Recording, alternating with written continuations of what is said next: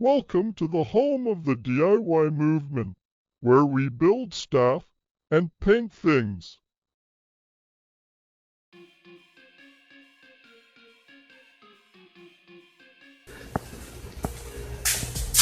All those boxes are for this car. So I got 2-post lift. We're gonna be doing everything in-house. We're gonna get on the rotisserie, block it down a few times, spray it, put it together, powder coat the frame, chassis. All right, y'all, welcome back. It's Way Back Wednesday, man. Let's get right into it. So I didn't have a video for you guys last Wednesday. I've been doing them every Wednesday consistently for probably 8 or 9 months now. I have to go back and look. I kind of debated on if we should continue the series or not, because really now we're getting to the point where I started the channel. So everything on the Way Back Wednesdays previously had been, before YouTube, but now we're a little more current.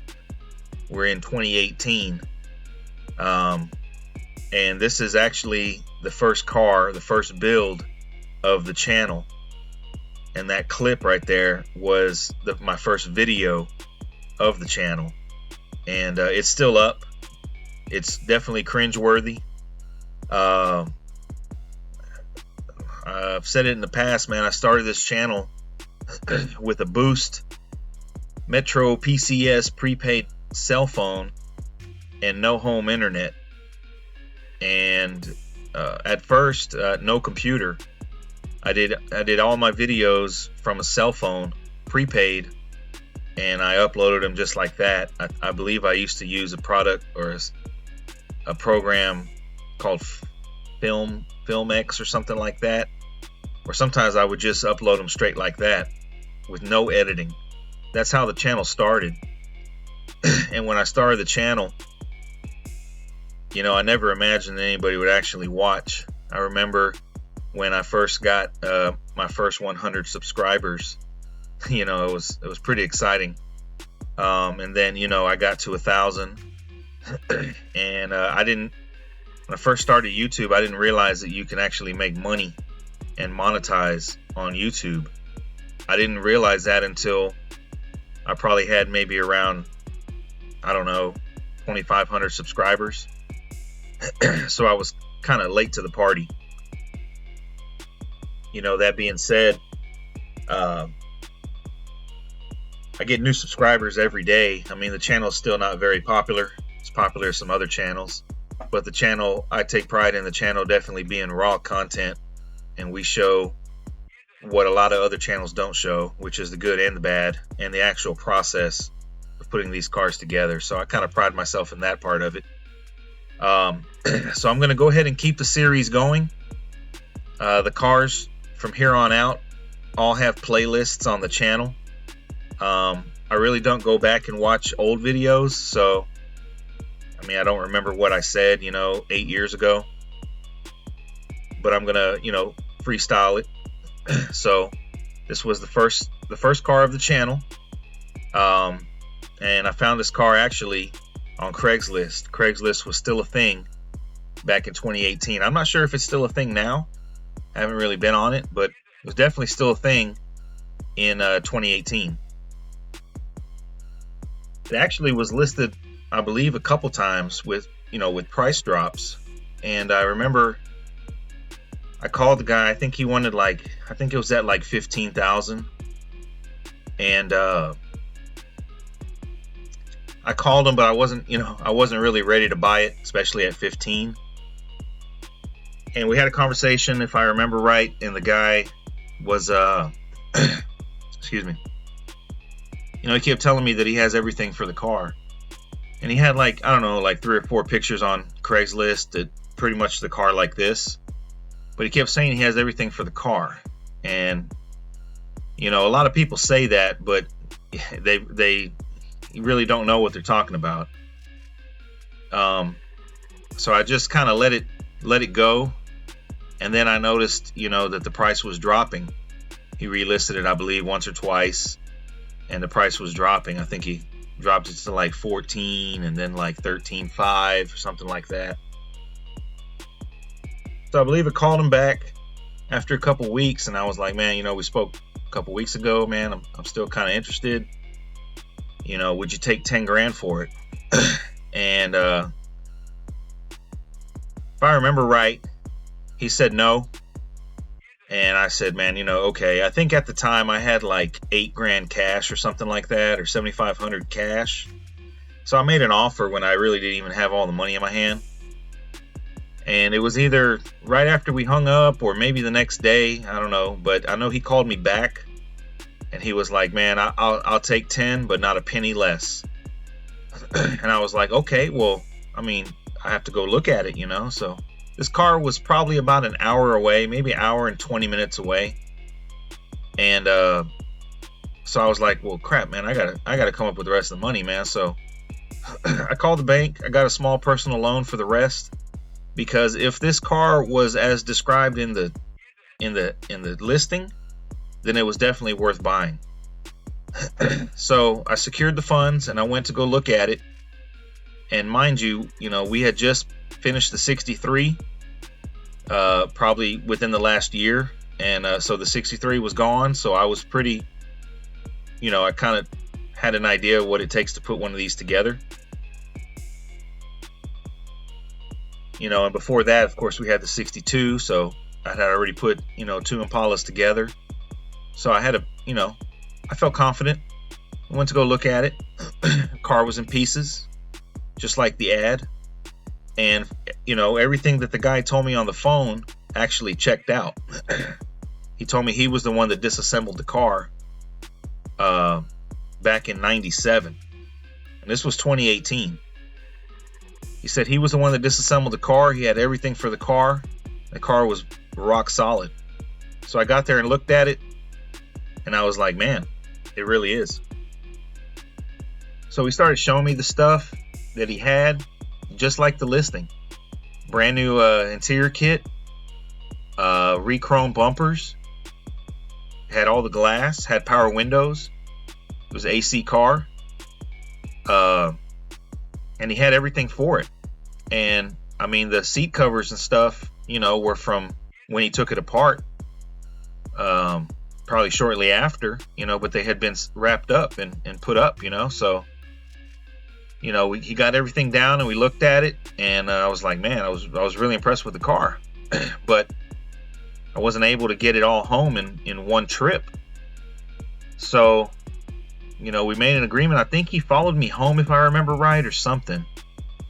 But we were able to get it home, and I bought the car, right? Bought the car for 10 grand.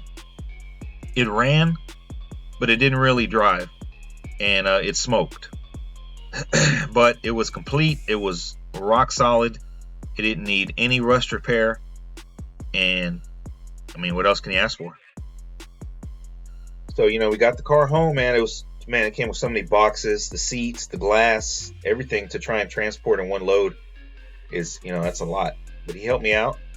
I believe I had it on my trailer, had the stuff in my truck, had stuff in my wife's little SUV, and then I believe he followed me home with the bumpers and stuff like that, if I remember right. Anyways, the guy was definitely very honest about the car, and I was really surprised, because when people say I have everything for the car, you know, it's like, yeah, right, you know. But he did. He just said that he was in a place where, you know, he had to let the car go. He owned the car, I believe, since 94. And he tore it apart in 97, you know, to make it a lowrider or whatever, or, you know, make it his. And it just kind of sat. So, man, once I started digging into the boxes and stuff, I found this little ad right here. And, man, the more I dug in, like, the more that this car was, like, right up my alley. Because it just had so much original stuff with it. This is the ad that he kept whenever he bought the car. I believe he bought it in 94 or 93. It was listed for $37.50. So he kept that ad, which was pretty cool. I kept it as well. You know, the car's gone now. We built it and, you know, sold it. But it came with so much stuff original. And also stuff that was bought you know, in the mid 90s, which would almost now be considered NOS, even though it was reproduction. Just little things like that. But I was really happy with the car, and I was really glad that I bought it, because man, it was bone dry. And you guys can go back and check all the videos that I made. Like I said, the quality isn't great, and you know, but the content is there. Here's a picture of the re-chrome bumpers that he had. Now, right there, they don't look good at all. I was like, man, we're gonna have to re-chrome these. I hit them with some chrome polish, and they were like brand new, man. And the place that plated them back then is actually still in business, and that's who I get my stuff done now. And you know, they're still really good quality. They warranty their work, and this was a testament that the bumper, you know, cleaned up really nice, like brand new. Came with re-chrome bumpers, came with recovered seats, came with door panels, side panels, came with all original glass. This power window car came with the rebuilt power window motors. You know, and it just basically needed a paint job. It needed somebody to go through the engine and, you know, put it together and get it running. And that's right up my alley. And here's a picture of the seats. I believe this was a Cars One or Cars Inc. I don't know if that's the same company or not. I don't know. Cars One, Cars Inc. Maybe somebody can comment. Is that the same company? But I know it wasn't a Sea Delicate, but nonetheless, man, it was great. You know, we put the seats in the living room, and they stayed there probably for, I don't know how long it took to put this car together, at least a year. But everything was brand new, man, just like he said in the ad. You know, he said, I have everything for the car. And I mean, like I say, man, he did. You know, if you want, you can go back and look at that classified clipping. It said the car was garage kept. These were original floor mats. They were in a box. They were NOS when I got the car. So I was like, man, this thing just keeps getting better and better, man. You know, like bumpers, interior, the hood was good, the trunk was good. We're going to get into that. But I thought it was a hell of a score, and I don't know why nobody jumped on it. I guess maybe because it was in pieces and people don't like buying cars like that. But I thought it was a bargain. Here's the actual windshield. That's original windshield, and it was last registered in 97. So once I put the car together and put the windshield back in, I left that sticker on there because I thought it was just nostalgic to be 20 years old. And I think the new owner, Jay, I believe he still owns it. I think it's still on there. It's just cool to me to have something like that, kind of so well preserved. With the original glass. Here's a couple pictures of the floor once we got all the boxes out. This was actually the first time I had seen blue floor pans from the factory, and I mean, they were great. And I remember once I got this car in the rotisserie, I commented, I had a video on it showing, you know, the little pinhole that it had a couple little pinholes, I believe, on the passenger side toe board. Man, super small. And a little peppering and a couple pinholes, and that was it on the entire car, on the entire underneath of the car. So I was like, I think I'm just gonna leave them there, just to show, you know, that it hadn't been repaired, you know, it hadn't been gone through, just to show that that was the extent of, you know, the rot, I guess you can call it. You know, here's the trunk gutter, I guess, taillight pocket. And then also the trunk floor, original trunk floors, man, bone dry, bone dry.